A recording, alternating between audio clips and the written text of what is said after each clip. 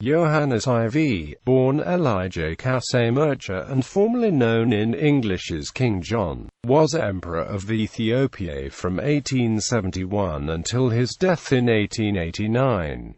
Early life. Yohannes IV was born at Mai Bihar, a village then within the jurisdiction of Endete province. He was the son of Mercha Shum of Tembian and his wife Wo-I-0 Silas Dimsu, who was the daughter of Dejazmesh Dimsu Debab of Endete, the nephew of the powerful Ras Waltz Malassi of Endete. Yohannes could claim Solomonic blood through the line of his paternal grandmother Wo-I-0 Workuhar Kalakristis of Adwa, who was the granddaughter of Ras Mikhail Sahul, and his wife Astera Yasu, daughter of Empress Menshub and her lover Melmola Yasu. Yohannes could also claim Solomonic descent more distantly through his father's Tembian family, also through a female link to the dynasty. Amatus Malassi's father Dimsu of Endata belonged to the family which in late 18th and early 19th centuries had held overlordship of Tigray, and her mother descended from the aristocratic line of the Shums of Agame.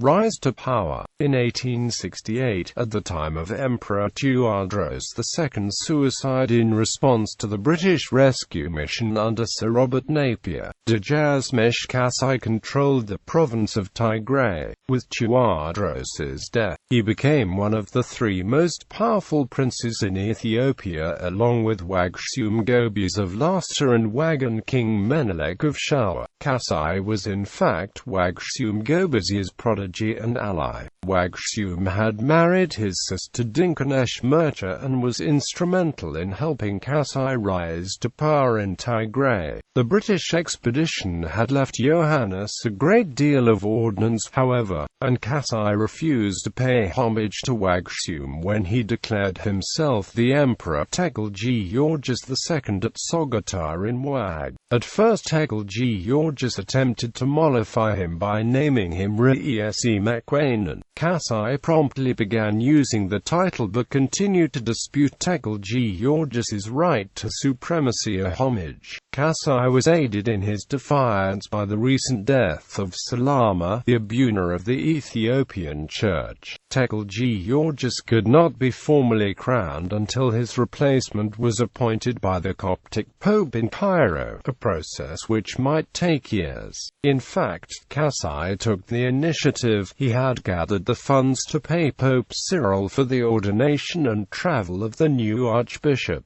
Abuna Ratnatius arrived by June 1869, but took Kasai's side in the dispute. After consolidating support with Adil of Gojam and Menelik of Shawa through marriage and pacifying Wallo through force, he invaded Tigray across the Takaza River in 1871. Dejazmesh Kasai met the emperor near Adwa on the 11th of July 1871, capturing and deposing him. The emperor died in captivity the next year. Following Tegelge Georges' death, his widow settled in Mekelle at Yohannes' court, continuing to be accorded the title and dignity of an empress throughout his reign. Adnatius crowned Kasai emperor at Aksum. The exact date of his crowning is not very clear and there are three different dates given by scholars: the 12th of January, 28 January, and the 12th of February of 1872. In addition, in one of the emperor's letters to the Queen of England, he states that he assumed power in November. He took the name and title of emperor, becoming the first emperor crowned in Aksum since Fasilides in 1632. Adil of Gojam soon after submitted to Yohannes and recognized him as emperor. Adil was rewarded with the titles of Ras and of King of Gojam. Adil was also given the new name of Tekel Haymanot Tesema, war with Ottoman Egypt. Throughout his reign, Yohannes was embroiled in military struggles on his northern frontiers. First was from Khedive Ishmi Pasha of Egypt, who sought to bring the entire Nile River basin under his rule. The Egyptians flirted with encouraging Melik of Shawa against the emperor, but earned Melik's enmity by marching from the port of Zila and occupying the city-state of Hara on the 11th of October 1875. Both Melik and Yohannes had regarded Hara as a renegade province of Ethiopia, and Egyptian seizure of the emirate was not welcome to either of them. The Egyptians then marched into northern Ethiopia from the coastal possessions around the port of Massawa. Yohannes pleaded with the British to stop their Egyptian allies, and even withdrew from his own territory in order to show the Europeans that he was the wronged party and that the Khedive was the aggressor. However, Yohannes soon realized that the Europeans would not stop the Khedive of Egypt, and so he gathered up his armies and marched to meet the Egyptian force. The two armies met at Gundit on the morning of the 16th of November 1875. The Egyptians were tricked into marching into a narrow and steep valley and were wiped out by Ethiopian gunners surrounding the valley from the surrounding mountains. Virtually the entire Egyptian force, along with its many officers of European and North American background, were killed. News of this huge defeat was suppressed in Egypt for fear that it would undermine the government of the Khedive. A new Egyptian force was assembled and sent to avenge the defeat at Gundit. The Egyptians were defeated again at the Battle of Gura, where the Ethiopians were led again by the emperor and his loyal general, the capable Alula Enguida. This victory was followed by Melik's submission to Yohannes on the 20th of March 1878, and in return Yohannes recognized Melik's hereditary right to the title of King of Shawa, and recrowned him on March 26. Yohannes took this opportunity to tie the Shuan king more closely to him by arranging for Menelik's daughter, Zuditu, to be married to his own son and heir, Ras Selassie. Emperor Yohannes also convened a general council of the Ethiopian Church at Boromida later in 1878, which brought an end to the ongoing theological dispute in the local church. Christians, Muslims and pagans were given respectively 2, 3 and 5 years to conform to the council's decisions. Non-Christians were forbidden from participating in the government unless they converted and were baptized. The Muslims were given 3 months, while the pagans had to become Christians immediately. Having concluded that Wallo was worth a mass, as Harold Marcus Riley puts it, his retainer Ras Muhammad of Wallo became Ras Mikhail of Wallo, and the emperor stood as his godfather at his baptism. The new convert was given Melik of Shawa's other daughter, Shoarega Menelik, as his wife. Yohannes went one step further, and pressured Melik to expel of all the Roman Catholic missionaries from Shawa. However, this time, instead of a single archbishop, he requested the Patriarch Cyril send forth to serve the large number of Christians in Ethiopia, who arrived in 1881. They were led by Abuna Petros as Archbishop, Abuna Matawas for Shawa, Abuna Lucas Figo Jam and Abuna Marcos for Gonda. Abuna Marcos died shortly after arriving, so his diocese was included with that of Abuna Athnachus. It was the first time that the Coptic Patriarch of Alexandria had appointed 4 bishops for Ethiopia. War with Sudan. When Muhammad Ahmad proclaimed himself the Mahdi, and incited Sudan into a long and violent revolt, his followers successfully either drove the Egyptian garrisons out of Sudan, or isolated them at Suakin and at various posts in the south. Yohannes agreed to British requests to allow these Egyptian soldiers to evacuate through his lands, with the understanding that the British Empire would then support his claims on important ports like Massawa on the Red Sea to import weapons and ammunition, in the event that Egypt was forced to withdraw from them. This was formalized in a treaty signed with the British at ADWA known as the Hewitt Treaty. The immediate result was that the wrath of the Mahdi fell upon Ethiopia. Ras al-Ula defeated an invading Mahdist army at the Battle of Kufit on the 23rd of September 1885. About the same time, Italy took control of the port of Massawa, frustrating Ethiopian hopes and angering Yohannes. Yohannes attempted to work out some kind of understanding with the Italians, so he could turn his attention to the more pressing problem of the Mahdists, although Ras al-Ula took it upon himself to attack Italian units that were on both sides of the ill-defined frontier between the two powers. Domestic problems increased when the negusses of both Gojam and Shawa rebelled against Yohannes, and the emperor had to turn his attention from the encroaching Italians to deal with his rebellious vassals. Yohannes brutally crushed the Gojam rebellion, but before he could turn his attention to Shawa, news arrived that the Mahdist forces had sacked Gondar and burned its holy churches. He marched north from Gojam to confront the armies of the Mahdi. Death and descendants. Evidence suggests that Emperor Yohannes had acted rashly and had made himself vulnerable, going beyond enemy lines in range to enemy shots as victory was going to his side. Mortally wounded from a gunshot, he had been carried to his tent, where he announced that his nephew Ras Mengesha was actually his natural son, and named him his heir. He died hours later, although the Ethiopian army had almost annihilated their opponents in this battle. Hearing that the ruler had been slain shattered the morale and allowed the Mahdists to counterattack, scattering the Ethiopian forces. Yohannes' body was carried back to Tigray guarded by a small party, who were overtaken by the Mahdist troops of Zeki Tumul near the Atbara River and who captured the sovereign's body.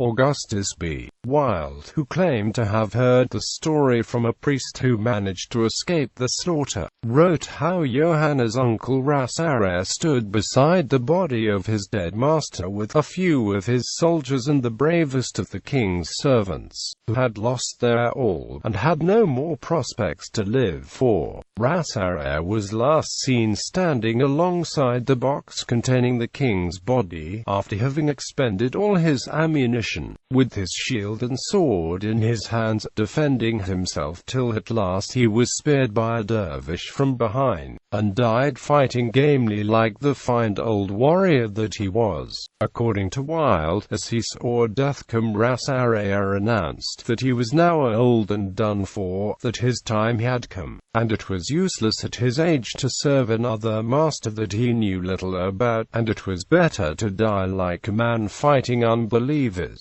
than like a mule in a stable. The Mahdists brought the emperor's body back to the capital at Omdurman, where the head was put on a pike and paraded through the streets. Although a group of Tigrian nobles led by Ras al-Ula attempted to promote the claim of Ras Mengesha Yohannes as emperor, many of the dead monarch's other relatives on both the Endete and Tembian sides of his family objected and went into open rebellion against Mengesha. Many refused to accept Ras Mengesha as the son of Yohannes, having long known him as his nephew. Tigray was torn asunder by the rebellions of various members of the emperor's family against Mengesha and each other. Melik of Shawa took advantage of Tigrian disorder, and after the Italians occupied Hamasien, he was proclaimed emperor of Ethiopia as Menelik II. The death of Yohannes reduced the influence of Tigrayans in the Ethiopian government and opened the way for Italians to occupy more districts previously held by Tigrayan nobles.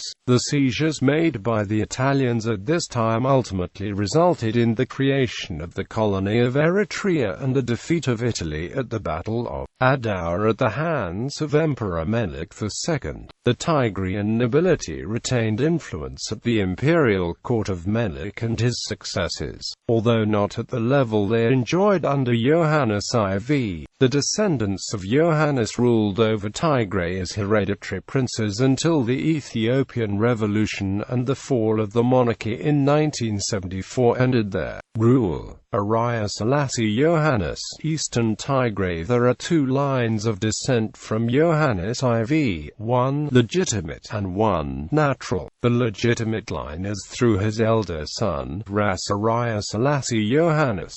Haile Selassie Yohannes was born by his wife Wolide Selassie. The son of Haile Selassie Yohannes was Ras Gugsa Haile Selassie. His son was the infamous Dejazmach Haile Selassie Gugsa, who governed eastern Tigray in the 1930s and was married to Emperor Haile Selassie's daughter Princess Zenebwerk Haile Selassie. However, following the death of his wife, Dejazmach Haile Selassie Gugsa's relationship with Emperor Haile Selassie deteriorated, and in 1936, Dejazmach Haile Selassie became the first high-ranking Ethiopian nobleman to defect to the Italians when the fascist forces invaded Ethiopia. The people of Mekelle ransacked his house when this news was revealed. He was elevated to the title of Ras by the King of Italy. However, following the liberation of Ethiopia in 1941, Haile Selassie Gugsa was placed under house arrest and regarded as a traitor. Emperor Haile Selassie refused to acknowledge the title of Ras granted to his former son-in-law by the King of Italy, and so he reverted to the title of Dejazmach.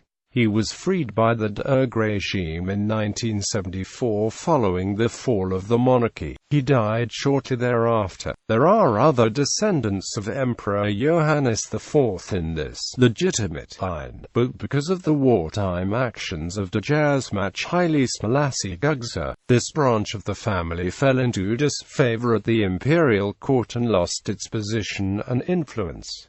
Mengesha Yohannes, Western Tigray. The second natural line is through Ras Mengesha Yohannes and is the better-known line. Although Ras Mengesha Yohannes ended his days under house arrest for his repeated rebelling against Emperor Menelik II, Ras Mengesha's son Ras Selim Mengesha first became governor of Western Tigray, and following the treason of his cousin Dejazmach Haile Selassie Gugsa, became governor of all of Tigray in 1936.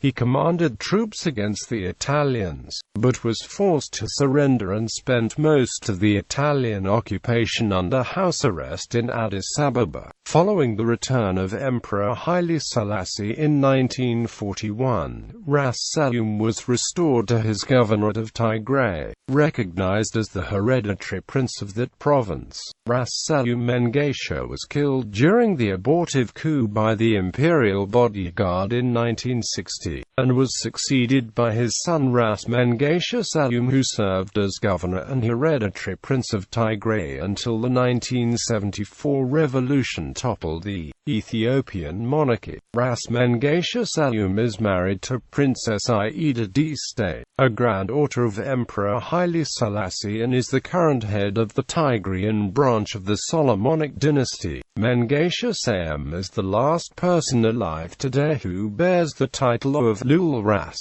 Full title. His full title was His Imperial Majesty John IV, conquering Lion of the tribe of Judah, King of Zion, King of Kings of Ethiopia and Elect of God, or in Ethiopian, Geez Gmoa Anbasizarim Nagada Yehuda, Nigusatesian, Nigusanagists Zara Ethiopia, Sayuma, Ixiabihar. Bibliography. Penza, Paul B. Yohannes IV and Menelik II, The Empire Restored, Expanded, and Defended.